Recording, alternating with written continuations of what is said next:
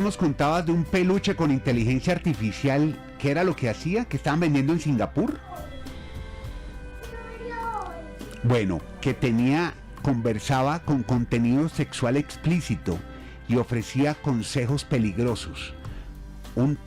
Eva, esa noticia nos dejó paniqueados a todos con ese peluche. ¿Ayer? Sí, ayer. Sí, claro, porque pues evidentemente nosotros en este programa, y mira que yo no soy muy de tecnología, pero vosotros sí, y no paramos de hablar pues de lo que impera en el presente y en el futuro, que es todo lo que tiene que ver con inteligencia artificial. Y hablábamos ayer de que unos peluches que se estaban vendiendo, además de una marca bastante conocida y que había tenido bastante éxito, pues que los habían tenido que retirar del mercado. Pues porque la conversación que tenía el peluche cuando le hablaban los niños y ciertos adolescentes, porque también lo compraba gente que no era niña, cuando, por ejemplo, ponían los ejemplos de un adolescente que le estaba contando que tenía problemas en la casa, en el colegio, que no se sentía bien, el peluche en algún momento dado de la conversación comienza indicándole, o termina indicándole, dónde están los cuchillos en la casa y dónde puede encontrarlos. Sí.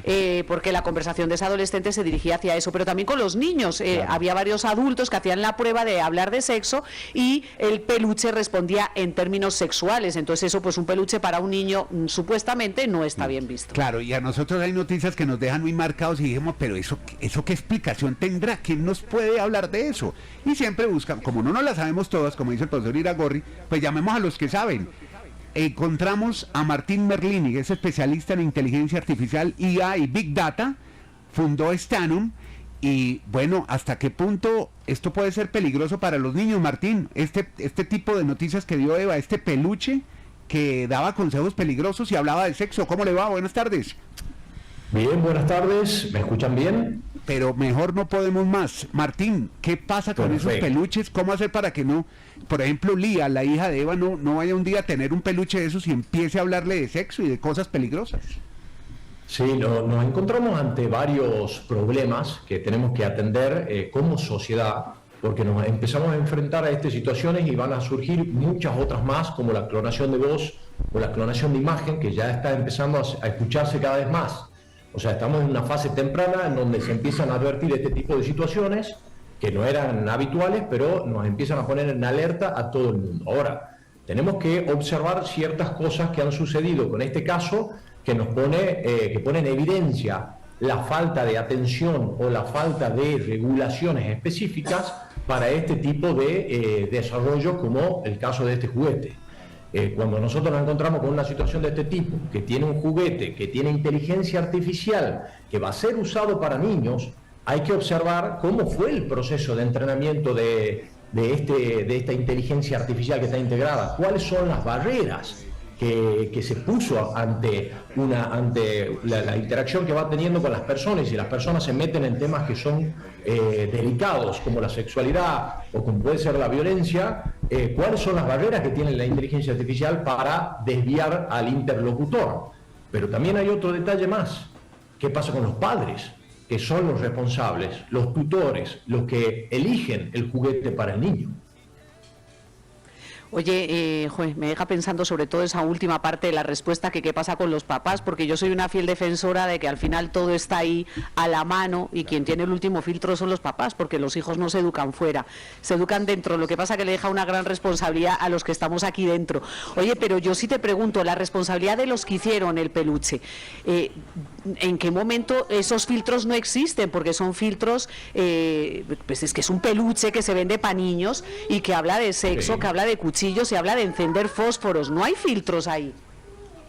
Claro, bueno, lo que tenemos que observar, hay que entender que cuando estamos hablando de una inteligencia artificial que va a interactuar con niños, el proceso de la regulación para el desarrollo de esa inteligencia artificial, que se va a exponer a niños que no saben muy bien de qué se trata ni cómo funciona, que pueden creer que el juguete efectivamente puede tener vida, nos encontramos en una situación en donde tiene que estar mucho más regulado, y su entrenamiento tiene que ser público. Porque si estamos hablando de una inteligencia artificial que va a interactuar con los niños, tenemos un problema ahí, con el desarrollador, con el fabricante. Pero también observamos que OpenAI también está relacionado con el caso, porque es el proveedor que le ofrece esto, que terminó suspendiendo al desarrollador en este caso. Si nosotros con ChatGPT tratamos de meternos en temas delicados como violencia, como suicidio o como, por ejemplo, sexualidad, aparecen las barreras, te desvía y te frena diciendo que no puede abordar ese tipo de temáticas. Porque este juguete sí tuvo esa libertad de hablar de estos temas que son tan delicados, sobre todo con un niño.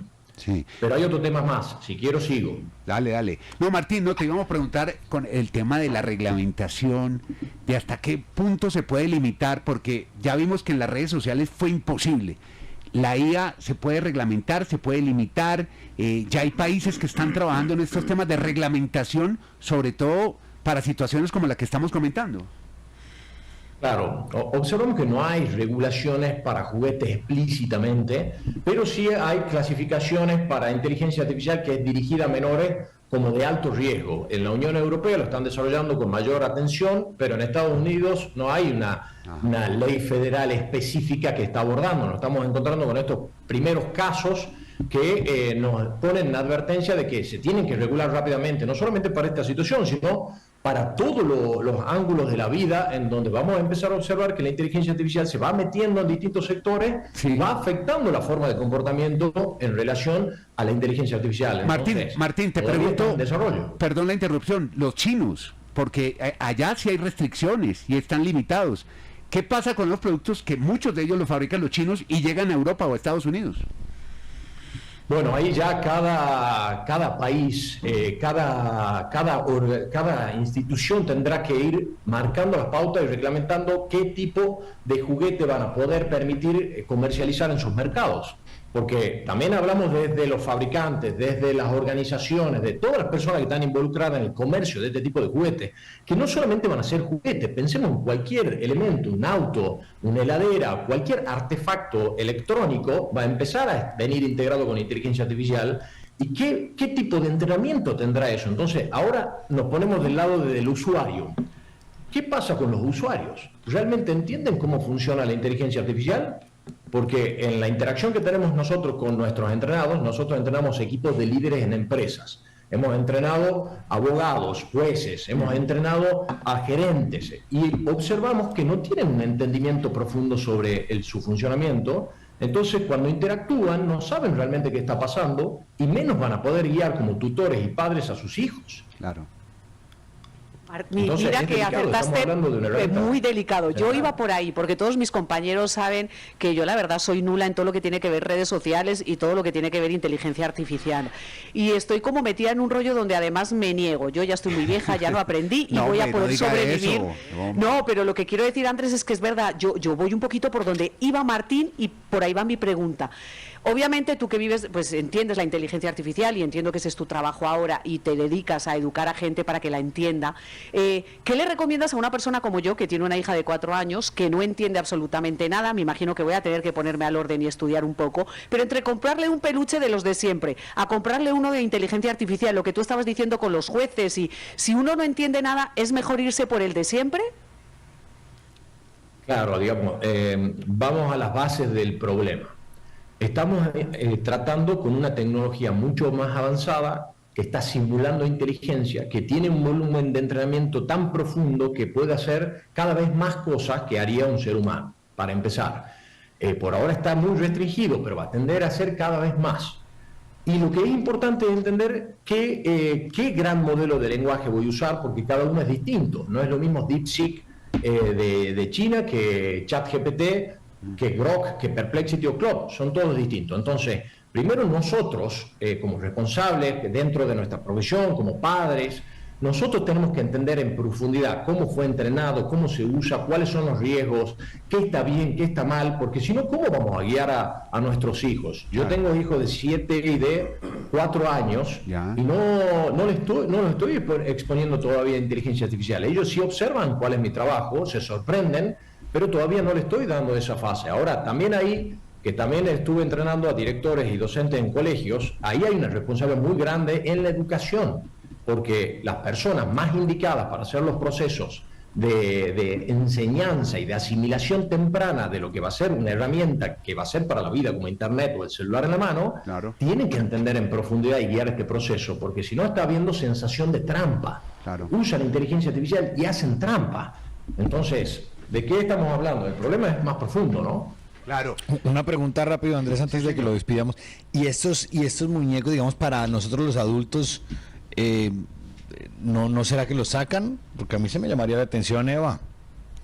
¿Que los qué? Que los Que lo vayan a sacar Juguetes del para mercado. nosotros los adultos. Realmente yo entretener a Carlos Marín conmigo para las grandes. 24 horas del día o tener un peluche, yo prefiero tener a un peluche de inteligencia artificial, te quiero decir, Martín, que a Carlos Marín. O sea, eso sí, no hay Claro. absolutamente nada que hacer. No, sí. A ver, estamos hablando de que la inteligencia artificial nos está permitiendo a nosotros tener una interacción y una comunicación que con otras personas no podríamos tener. Estamos tratando y estamos contándole, el mayor uso de la inteligencia artificial en el mundo es para soporte emocional, en el mundo. Claro. Entonces, algo pasa ahí, nos pasa a nosotros, en nuestras relaciones. Entonces, la inteligencia artificial está ocupando y cubriendo un hueco muy importante, ¿no? Bueno, ahí tiene. Sí, a veces se ofician hasta de psiquiatras, de psicólogos. Martín, muchas gracias por estar con nosotros y ayudarnos a entender un poco esto, que para no dejarse abrumar, porque es que ya No, están, un placer. Hay que entender. Sí, ya hace parte de la vida diaria, la IA. Totalmente. La inteligencia artificial. Totalmente. Martín es de Stanum, está con nosotros, experto de Big Data. Gracias por estar en Tarde Pero Llego en la FM. Martín, muy amable. Feliz fin de semana. Muchas gracias a ustedes. Un placer, igualmente. Está la FM Tarde Pero Llego. Yo